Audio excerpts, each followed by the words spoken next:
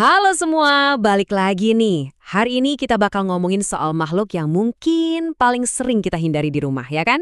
Tapi ternyata di balik penampilannya yang bikin geli itu, dia nyimpen rahasia biologis yang gila banget.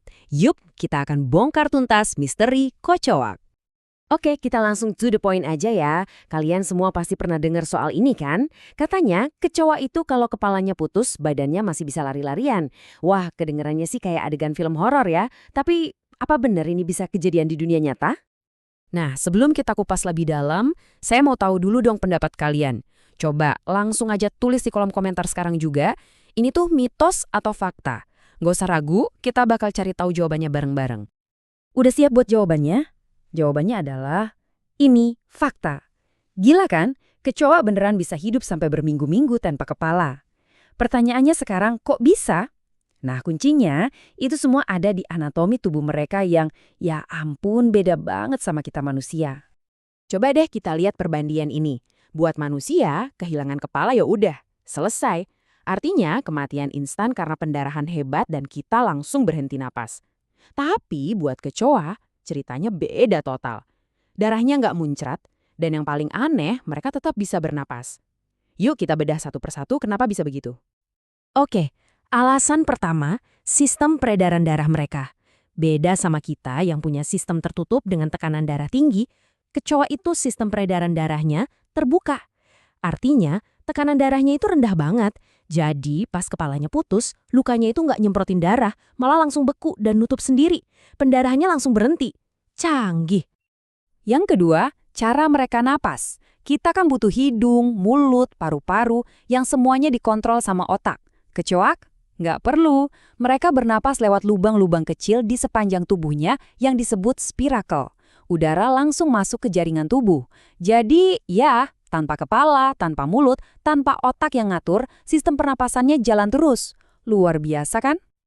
Dan ini yang ketiga yang menurut saya paling keren. Mereka punya semacam otak mini yang tersebar di seluruh tubuh. Namanya itu ganglia. Gumpalan-gumpalan saraf ini ngontrol refleks dasar. Makanya jangan kaget, walaupun otak utamanya udah nggak ada, badannya tuh masih bisa ngerespon sentuhan, masih bisa berdiri, bahkan jalan-jalan. Tubuhnya kayak punya pikiran sendiri. Terus kalau bukan karena kepalanya putus, apa dong yang akhirnya bikin mereka mati? Jawabannya simple, kelaparan dan kehausan. Tanpa mulut ya jelas mereka nggak bisa makan dan minum.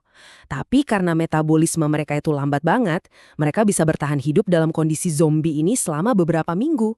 Cukup lama loh untuk makhluk tanpa kepala. Oke, kita jeda sebentar. Setelah tahu 3 alasan super aneh tadi, gimana nih perasaan kalian sekarang? Apa jadi makin ngeri kalau lihat kecoa? Atau malah jadi kagum sama desain tubuhnya yang luar biasa ini? Coba saya tunggu jawaban kalian di kolom komentar ya. Nah, sekarang kita geser sedikit pertanyaannya. Bukan lagi bagaimana mereka bisa bertahan, tapi mengapa? Kenapa sih evolusi ngebentuk kecoak jadi makhluk se-ekstrim ini? Jawabannya karena mereka adalah salah satu penyintas paling tua di planet ini. Desain tubuh mereka itu udah teruji oleh waktu selama ratusan juta tahun. Coba deh lihat angka ini. 320 juta tahun. Selama itu, kecoa udah ada di bumi. Mereka itu udah eksis jauh sebelum dinosaurus pertama muncul. Dan mereka berhasil selamat dari berbagai kepunahan massal yang melenyapkan spesies-spesies lain. Mereka ini benar-benar saksi hidup sejarah planet kita. Timeline ini nunjukin perjalanan mereka yang luar biasa. Mulai dari kecoa purba yang ukurannya bisa segede telapak tangan kita, bertahan hidup di zaman dinosaurus, sampai jadi kecoa modern yang sering kita temui sekarang. Desain dasar tubuh mereka itu terbukti sukses banget, makanya nggak banyak berubah. Mungkin evolusi mikir, ngapain diubah kan udah bagus? Dan inilah dia hasilnya. Makhluk yang sering kita anggap hama ini sebetulnya adalah sebuah mahakarya evolusi. Sebuah mesin bertahan hidup yang nyaris sempurna, yang udah ngebuktiin ketangguhannya melintasi jutaan tahun. Jadi, selain anatomi anehnya tadi, kesuksesan mereka juga ditopang sama 3 hal ini. Pertama, mereka bisa makan apa aja. Kedua, badannya yang pipih, bikin mereka jago banget ngumpet di celah sempit. Dan ketiga, mereka berkembang biak dengan super cepat. Kombinasi yang, ya resep jitu buat nggak punah. Oke, kita udah tahu betapa tangguhnya mereka. Tapi, tunggu dulu. Ada satu lagi fakta yang bakal bikin kalian kaget dan mungkin mengubah cara pandang kalian soal kecoa selamanya. Siap-siap ya, karena bagian ini bener-bener nggak terduga. Selama ini kan image kecoa itu ya gitu, hama, kotor, bawa penyakit, pokoknya menjijikan. Tapi, apa iya cuma itu doang peran mereka? Apa nggak ada sisi positifnya sama sekali dari makhluk ini? Nah, ini dia jawabannya. Sebuah penelitian dari University of Nottingham menemukan sesuatu yang luar biasa. Ternyata, otak kecoa itu mengandung 9 molekul antibiotik yang sangat-sangat kuat. Saking kuatnya, molekul ini bisa membunuh lebih dari 90% bakteri super berbahaya kayak MRSA dan E. coli. Dan hebatnya lagi, nggak beracun buat sel manusia. Ini kutipan langsung dari para penelitinya. Mereka percaya penemuan ini bisa jadi solusi buat ngelawan bakteri-bakteri yang sekarang udah kebal sama antibiotik modern.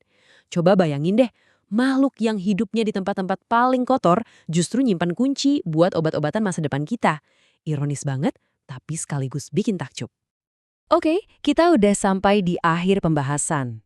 Setelah tahu semua fakta ini, mulai dari kemampuan hidup tanpa kepala, sejarah evolusinya yang panjang banget, sampai potensi medis luar biasa yang ada di otaknya, pertanyaannya saya balikin lagi ke kalian.